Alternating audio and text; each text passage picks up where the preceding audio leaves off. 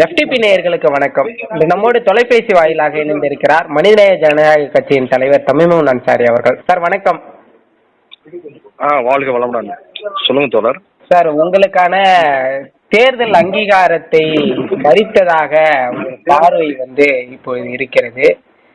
தொடர்ந்து தேர்தல் ஆணையமானது எதிர்கட்சிகளுக்கு எதிரான பல்வேறு விதமான நடவடிக்கைகளை எடுத்து வருகிறது. இதை எப்படி நீங்க பாக்குறீங்க?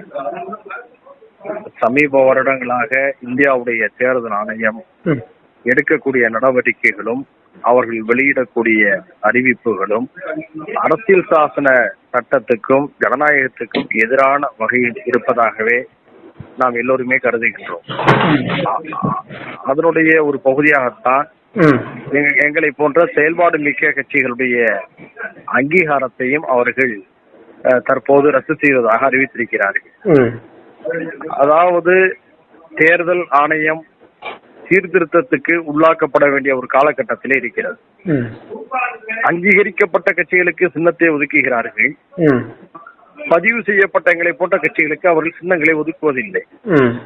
எங்களுக்கு சின்னங்கள் இல்லாத நிலையில் தான் நாங்கள் கூட்டணி கட்சியுடைய சின்னத்திலே போட்டியிட வேண்டிய ஒரு சூழலுக்கு தள்ளப்படுகின்றோம். அங்கீகரிக்கப்பட்ட கட்சிகளுக்கு சின்னங்களை தருவது போல எங்களுக்கு சின்னங்களை தந்துவிட்டால் நாங்கள் அந்த சின்னத்திலே போட்டியிடுவோம். ஏன்னா தேர்தல் நேரங்கள்ல தொகுதி உடன்பாடு செய்யும் போது கூட்டணியுடைய தலைமை கட்சி நீங்க எந்த சின்னத்துல போட்டியிட போறீங்கன்னு கேட்கிறாங்க. நாங்க தனி சின்னம் அப்படின்னு சொல்லும் போது அவங்க ஒரு ஆட்சேபனை வைக்கிறாங்க.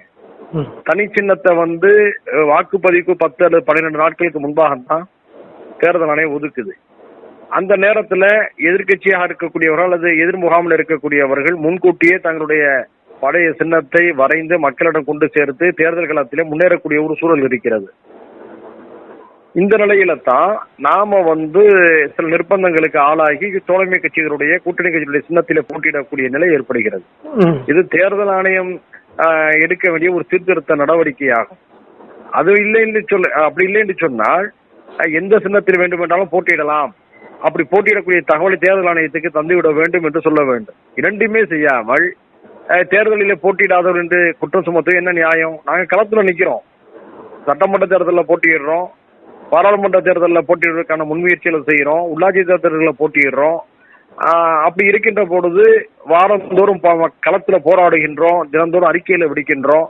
செயல்பாடு மிக்க எங்களை போன்ற கட்சிகளுடைய நடவடிக்கைகளை தேர்தலிலே போட்டியிடவில்லை என்ற காரணத்திற்காக ரத்து செய்வது ஒரு ஜனநாயக விரோதம். இப்படி செய்வதற்கு தேர்தல் ஆணையத்துக்கான உரிமையும் இல்லை. ஏன்னா மக்கள் பிரதிநிதித்துவ சட்டம் தெளிவா சொல்லுது என்னன்னா, தேர்தலில் போட்டியிடவில்லை என்பதற்காக ஒரு கட்சியுடைய அங்கீகாரத்தை ரத்து செய்ய முடியாது. இப்போது இந்த நடவடிக்கை அறிவித்து விட்டு 30 நாட்களுக்குள்ளே எங்களிடம் அவகாசம் தந்திருக்கிறார்கள், மேல்முறையீடு செய்யலாம் என்றும் சொல்லியிருக்கிறார்கள். நிச்சயமா நாங்கள் சட்டப்பூர்வமாக இந்த விஷயத்தில் எதிர்வினையாற்றுவோம். அதே சமயம் தேர்தல் ஆணையம் சீர்திருத்தத்துக்கு உள்ளாக்கப்பட வேண்டும் என்பதுதான் எங்களை போன்றவர்களுடைய கோரிக்கை. இதை பற்றிய முன்னறிவிப்புகள் ஏதேனும் இதற்கு முன்பாக கொடுக்கப்பட்டதா சார் உங்களுக்கு? எங்களுக்கு கடந்த மாதம் தந்திருந்தாங்க. அதுக்கு நாங்க எழுத்து வடிவத்துல உரிய பதிலையும் நாங்க விளக்கி இருக்கிறோம். இப்பொழுது நீங்க குறிப்பாக தமிழகத்துல திராவிட முன்னேற்ற கழகத்திற்கு ஆதரவாகவும் உங்களுடைய பேச்சுகள் இருந்து வந்த நிலையில இது பாஜக எதிர்கட்சிகளை கழுத்தை நெருக்குகின்ற ஒரு செயலாக பார்க்கலாமா? பொதுவாகவே எதிர்கட்சிகளே இல்லாத ஒரு இந்தியாவை உருவாக்க வேண்டும் என்பதுதான் அவருடைய கனவு.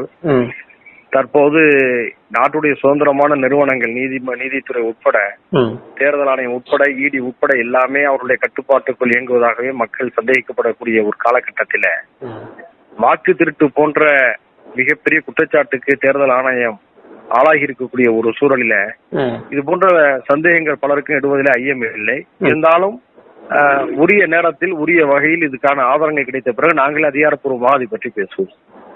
சார், மனிதநேய மக்கள் கட்சிக்கு 2 சட்டமன்ற உறுப்பினர்கள் இருக்கிறார்கள். இப்பொழுது அவர்களுடைய அங்கீகாரம் பறிக்கப்பட்ட பிறகாக 2026 தேர்தலில் அவங்க தனித்து போட்டியிடுவதற்கான வாய்ப்பு இருக்குன்னு நீங்க நினைக்கிறீங்களா? அது நாங்க சந்திக்கக்கூடிய அதே சிக்கலை தான் அவங்களும் சந்திக்கிறாங்க. பட் அவங்களுடைய தேர்தல் நிலைப்பாடு என்னவா இருக்குங்கிறது அந்த கட்சியுடைய தலைமையில தான் கேட்கணும். நம்ம புரியுது, அவங்க என்ன பண்ண போறான்னு தெரியல. நாங்க எங்களுக்கான செயல் திட்டங்களை வகுத்து நாங்கள் உரிய ஆலோசனை அடிப்படையில் நாங்கள் செயல்படுவோம். அடுத்த கட்டமா உங்களுடைய செயல்பாடுகள் என்னவா இருக்கும்னு நினைக்கிறீங்க? இப்ப நாங்க சம்பந்தமா சட்ட நிபுணர்களோடு கலந்து ஆலோசித்துக் கொண்டிருக்கிறோம். இன்று எங்களுடைய கட்சியுடைய ஒருங்கிணைந்த செயல் திட்ட குழுடைய கூட்டத்தை நாங்கள் கூட்டியிருக்கிறோம். அந்த தீர்மானத்தின் அடிப்படையில நாங்க ஜனநாயக பூர்வமாக இந்த விஷயத்தை அணுகும்.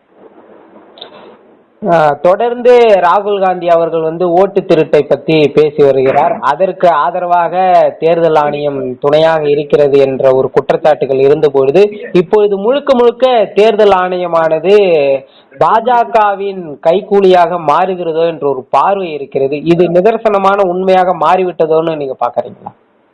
சார், தேர்தல் ஆணையம் தன்னுடைய சுயேட்சை தன்மையை இழந்து வெகு நாட்களாகிவிட்டன. இதுதான் உண்மை. அதனுடைய அதிகாரத்தில் 1/3 பிரதமரை நியமிப்பார் என்ற நிலைப்பாடு எப்போது வந்ததோ அப்போது தேர்தல் ஆணையம் தன்னுடைய தனித்தன்மையை சுதந்திரத்தை இழந்து விட்டது.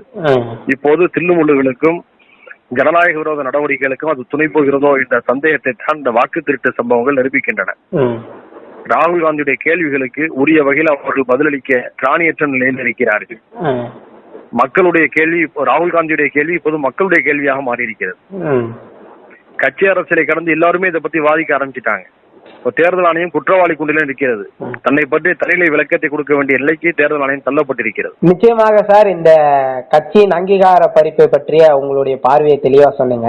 நம்ம நேர்ல தொடர்ந்து சந்திச்சு பேசுவோம். நிச்சயமாக எங்களுடைய உணர்வுகளை வெளிப்படுத்தியமைக்கு எங்களுடைய நன்றிகளை தெரிவித்துக் கொள்கிறோம். நன்றி. நன்றி.